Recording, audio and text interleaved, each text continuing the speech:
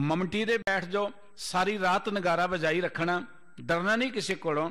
ते जो भाई जीवन सिंह ने जवाब दिता, प्रिंसीपल साहब अंकित करते ने, की होया पिता जी, 10 लख मेरे सामने, पहुल खंडे की लई है, एक कख मेरे सामने, तेरा सदाया जीवन सिंह ये मर सकता नहीं, लावांगा चोट तो सीधो रख मेरे सामने। कहने लगा महाराज जी 10 लाख की 10 करोड़ ही होवन तां भी मैं मर सकता नहीं है। ये है क्रांति।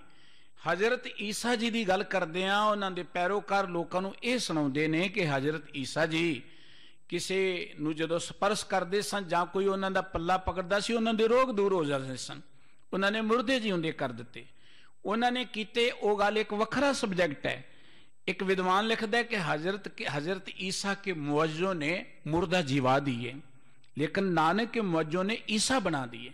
गुरु नानक दे घर ने हर मनुख नूं बहादुर बना दिता, हर मनुख नूं सूरमा बना दिता, हर मनुख नूं 1.25 लख लड़न दे समर्थ कर दिता। गुरु कलगीधर पातशाह जी का यह इनकलाब सी कि जेड़े लोग घोड़ियां दीयां टापां सुन के डरदे सन, सहक जाते सन, वो उन्हां दे नाल मुकाबला करन दे समर्थ हो गए, पहाड़ बन गए। ये गुरु कलगीधर पातशाह जी का इनकलाब सी। ज्ञानी प्रताप सिंह जी ने गल लिखी बड़ी प्यारी कि दुनिया च महान मावां होईयां ने, किसी ने डॉक्टर नूं, किसी ने इंजीनियर नूं, किसी ने साइंसदान नूं जन्म दिता होएगा। एक महान माता होए जिदा हिंदुस्तान के लोगों नूं याद ही नहीं नाम, इन्हें अकिरत कान लोग ने, वो ने माता गुजरी जी, जिन्हां ने गुरु कलगीधर पातशाह जी नूं जन्म दिता।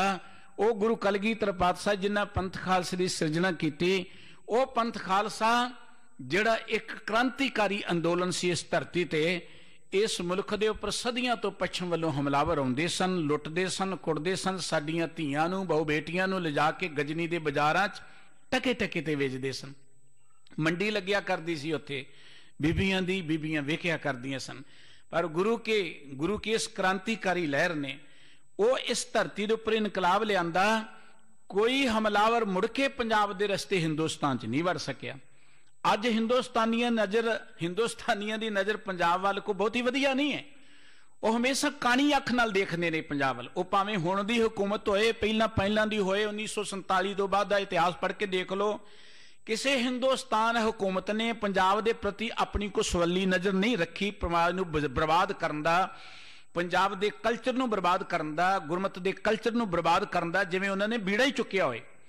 ये गल चेते रखना। एक विद्वान बड़ी सोहनी गल लिखदा है, जंगल दे विच जो बांस रगड़दे ने ते अग पैदा हुंदी है, वो अग जिहड़ी कल्ली जंगल नूं नहीं साड़दी, बांस भी नाल ही सड़दे ने। इस करके ये लोग ये भुल गए ने कि जे गुरमत कल्चर जिहड़ा है जां पंजाब बर्बाद होएगा, सारा मुल्क बर्बाद होएगा, बाकी नहीं बच सकता। ये उन्हां दा भरम है। गुरु कलगीधर पातशाह जी की क्रांति सी कि इस खिते विच एक नवीं सोच पैदा की, स्वैमान वाले लोग पैदा किए।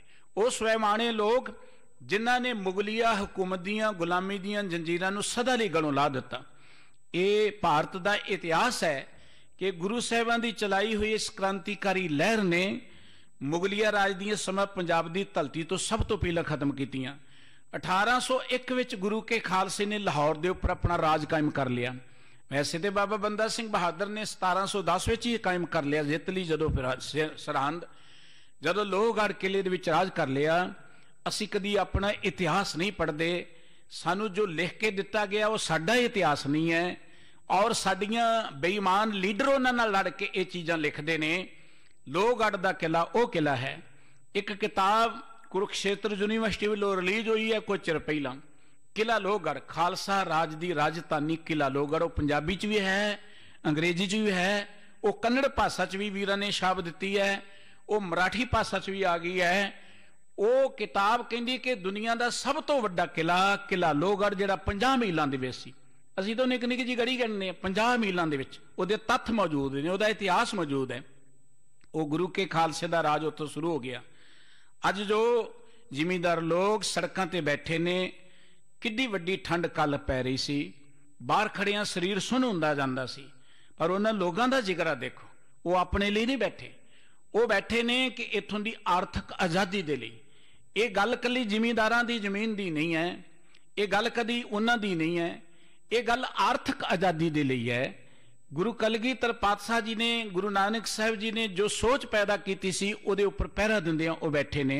ठंड की कोई परवाह नहीं है, और कल जो घटना वापरी, बाबा राम सिंह जी अपने आप को गोली मार के उन्हें खत्म कर लिया। दरअसल दो तरह के लोग होंगे ने, एक वो लोग होंगे ने जिहड़े जुल्म देख के उहदे नाल टक्कर लेंदे ने, उहदे नाल लड़दे ने। कुछ लोग जिहड़े जुल्म देखते ने पर वो टक्कर नहीं लै सकते, पर बर्दाश्त नहीं कर सकते, उन्होंने सहन नहीं कर सकते। अजिही किस्म च उन्होंने अपने आप को लांभे कर लिया। उन्होंने लिखा है कि कोई मैडल वापस कर रहा है, कुछ मैं अपना शरीर ही वापस कर दिया, जुल्म मैं नहीं देख सकता। यदा मतलब है कि जुल्म हो रहा है इस धरती पर भी, अज भी हो रहा है। और एक गल चेते रखियो, जो गुरु साहिबान ने इनकलाब शुरू किया है वो कभी मठा तो हो सकता है, वो कभी तेज भी हो सकता है, लेकिन वो रुक नहीं सकता, वो चलता रहना। जो गुरु साहिबान ने क्रांति शुरू की, एक दिन वो आएगा कि साध समूह प्रसन्न फिरे जग, सत्र सवै अब लोग चपेंगे। ये गुरु का खालसा धरती ते बेगमपुरा कायम करेगा। ये गुरु कलगीधर पातशाह जी की एक क्रांति सी, सब तो वड्डी क्रांति की लियांदी सतगुरु जी ने। ये समाज इत्थे नाम बराबरता सी, देखो भाईचारक तौर ते जात पात सी, एक ही समाज के अंदर की सी कि स्त्री के अधिकार कुछ होर ने, है ही नहीं, तो पुरुष के अधिकार कुछ होर ने। इको घर के अंदर स्त्री नूं गुलाम बना के रखा जाता सी, पर्दे च रखा जाता सी। गुरु नानक साहब जी ने यह भी क्रांति शुरू की, ते गुरु गोबिंद सिंह साहब जी ने पूर्ण तौर पर उन्हें मुकम्मल वही अधिकार बीबियां नूं दे दिता। जे खंडे बाटे की पौल सिख लै रहा है तो बीबियां नूं भी वही पूरा अधिकार है। बीबियां नूं जनेऊ पाउण दा अधिकार नहीं है, और इस्लाम जगत विच बीबियां नूं धार्मिक होर कई रस्मां दा अधिकार नहीं है। अपने मुल्क च कई मंदिर जिथे बीबियां नूं जाण दा अधिकार नहीं है। ये नाम बराबरता सी और ये एक जुल्म सी इस समाज दे विच। गुरु साहिबान ने इहदे विरुद्ध भी इनकलाब खड़ा किया, और एडा वड्डा इनकलाब जिस मुल्क दे विचों साडियां बच्चियां नूं, साडियां बहुआं बेटियां नूं बन के गजनी दे बाजारां च वेचिया जांदा सी, जिस बीबियां नूं अबला किया जांदा सी। इदों वड्डी की क्रांति हो सकती है कि गुरु कलगीधर पातशाह जी ने माई भागो जी वर्गियां महान सिंगड़ियां पैदा कर दित्तियां, ਜਿਹੜੀਆਂ मुगलों के खिलाफ लड़ रही ने। बीबी सरन कौर वर्गियां बेअंत होर ਇਹੋ ਜਿਹੀਆਂ महान बहादुर बीबियां जिन्हां ने मैदाने जंग अंदर वैरी दे छक्के छुड़ा दिते। एक बड़ी वड्डी क्रांति सी इस समाज के अंदर। गुरु साहिब जी की सब तो वड्डी एदात, उन्होंने समाजिक तौर पर क्रांति लियांदी, आर्थिक तौर पर क्रांति लियांदी। तुसीं गुरु कलगीधर पातशाह जी का जिस पक्ष तो भी इतिहास पढ़ोगे, पढ़ते पढ़ते हैरान रह जाओगे, क्योंकि असीं तहां तक नहीं जाते। वड्डी क्रांति ये सी कि इस मुल्क के अंदर हिंदू मुसलमान का आपसी खुदी वकीली तकबरी खिंचो ताण करेण तघाने खुदी तकबीली चलती सी, आपस में रंजस चलती सी। गुरु साहिबान ने देखो कितना सोहना समाज सिरजिया।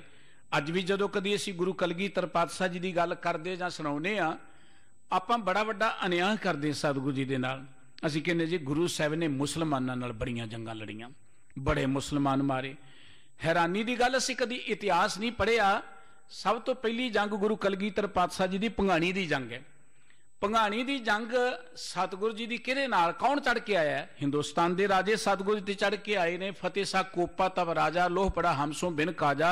जिन्हें पहाड़ के राजे इकट्ठे होकर सतगुरु जी ते चढ़ के आ गए। तो सतगुरु जी की मदद कौन कर रहा? पीर बुद्धू साहब 500 मरीद नाल लैके, अपने पुत्र नाल लैके, अपने भरा नाल लैके सतगुरु जी की मदद कर रहे हैं। असीं कहने जी सतगुरु जी ने मुसलमानों नाल बड़ियां जंगां लड़ियां। मैं पहला बेनती की, जो असीं पढ़ते हैं वो साडा इतिहास नहीं है, वो विगाड़िया होया इतिहास है। साडे इतिहास नूं विगाड़िया गया, साडी बाणी नूं विगाड़न दे यतन कीते जा रहे हैं। गुरु कलगीधर पातशाह जी का इतिहास पढ़ो। भाई गनी खां नवी खां सतगुरु जी के बदले अपने आप को खतरे च पा के, चमकौर की गढ़ी तो बाद जो सतगुरु जी माछीवाड़े आउंदे ने, उन्हां कोल ठहरदे ने, उन्हां नाल लैके चलते हैं। काजी रुकन, काजी पीर मुहम्मद सलोवाला सतगुरु जी का उस्ताद है फारसी का।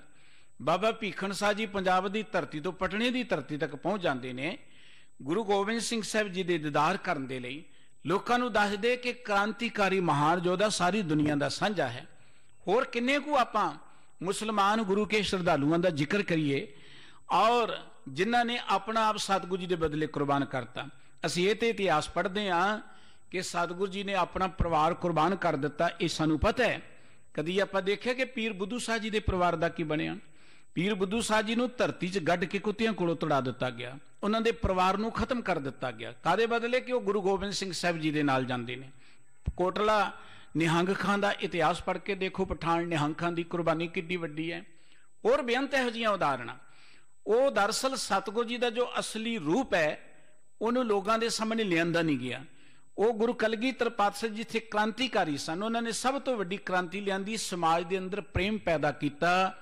क्योंकि हर धर्म हर फिलासफी का एक मकसद हुंदा है लोगों च प्यार पैदा किया जाए, लोगों को मनुख नाल जोड़िया जाए और इन्हां मनुखों को परमात्मा नाल जोड़िया जाए। तुसी गुरु कलगीधर पातशाह जी के बचन पढ़ो, किने इनकलाबी बचन ने धर्म की दुनिया के अंदर। क्योंकि धर्मां के नां ते नफरतां फैलाउण वाले बहुत पैदा होए ने, धर्मां के नां ते लड़ाइयां जंगां कराउण वाले बहुत पैदा होए ने।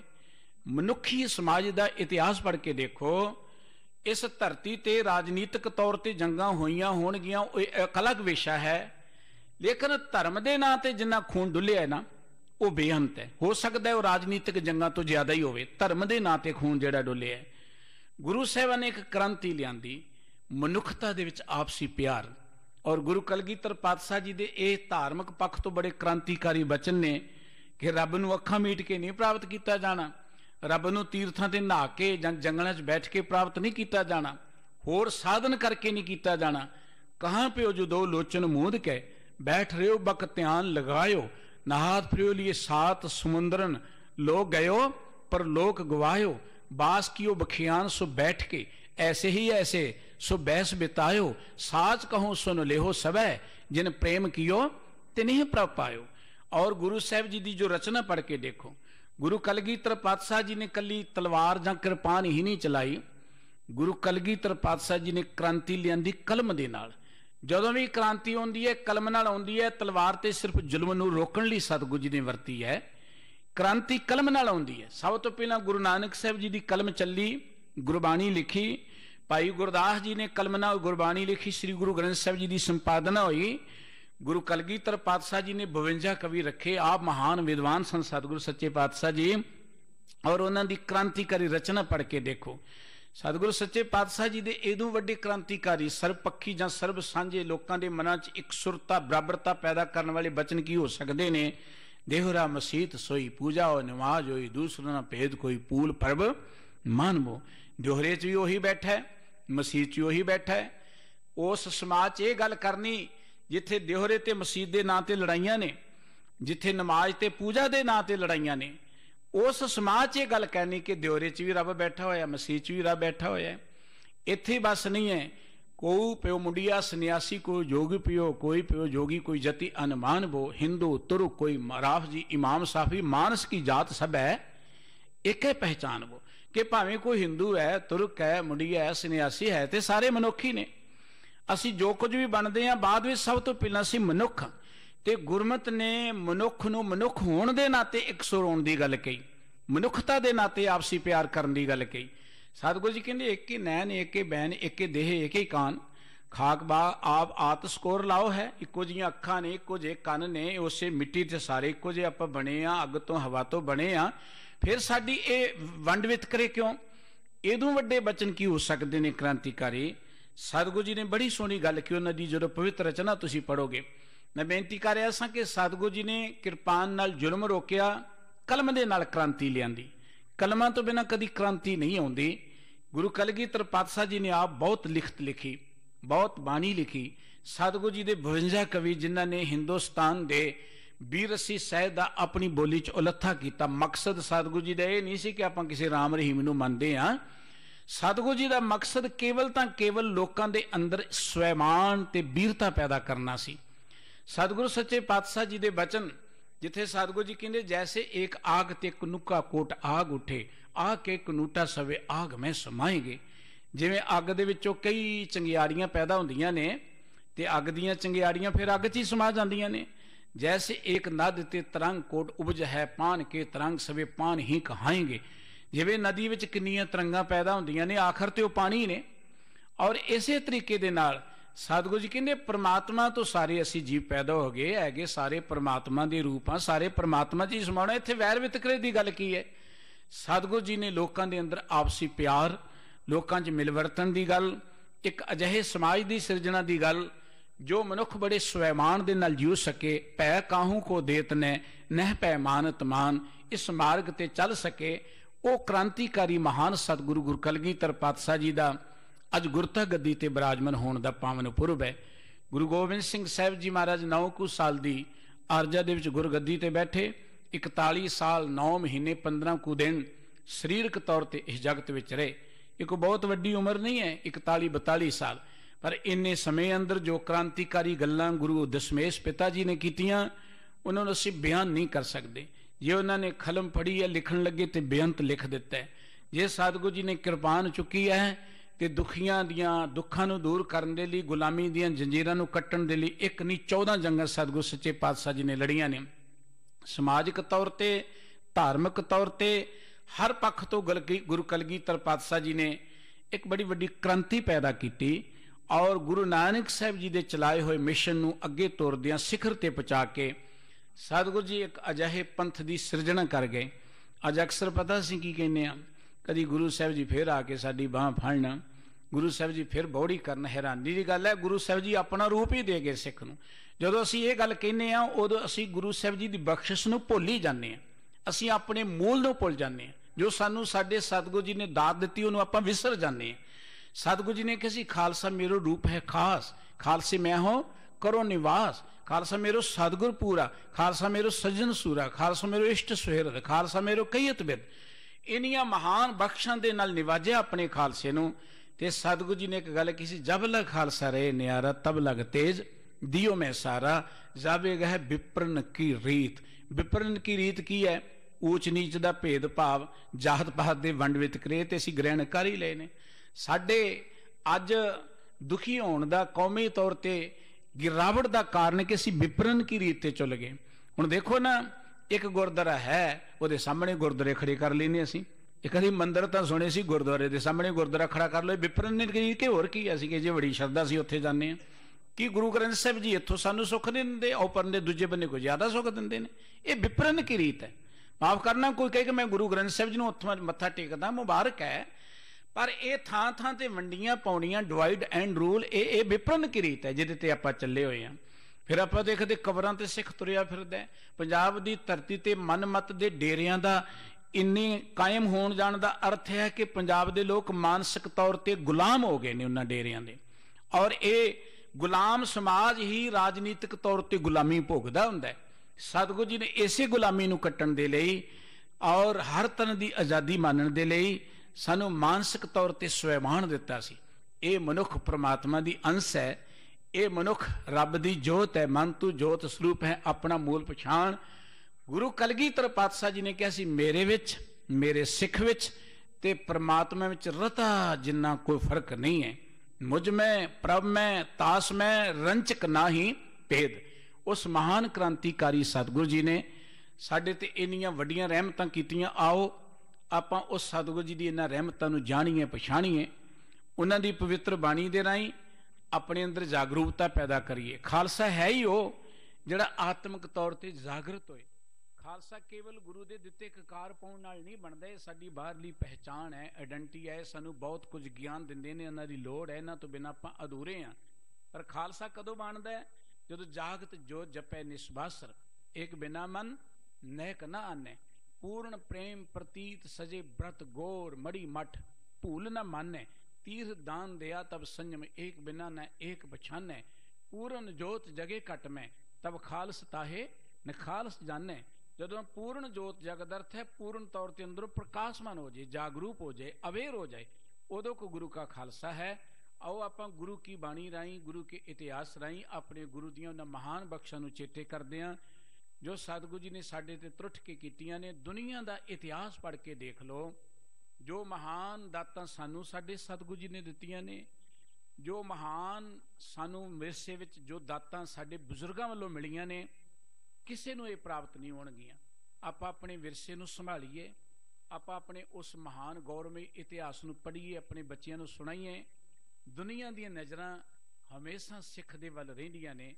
डॉक्टर जाकिर हुसैन जी ने कहा सी कि जदों भी अज्ञानता वधदी है, जुल्म वधदा है, लोगों के नाल धक्का हुंदा है, उदों उदों लोकां दीयां नज़रां गुरु नानक गुरु गोबिंद सिंह साहब जी वल जांदियां ने, जिन्हां ने लोकां नूं इस जोर जुल्म तो मुक्त होने का एक रस्ता दर्शाया सी।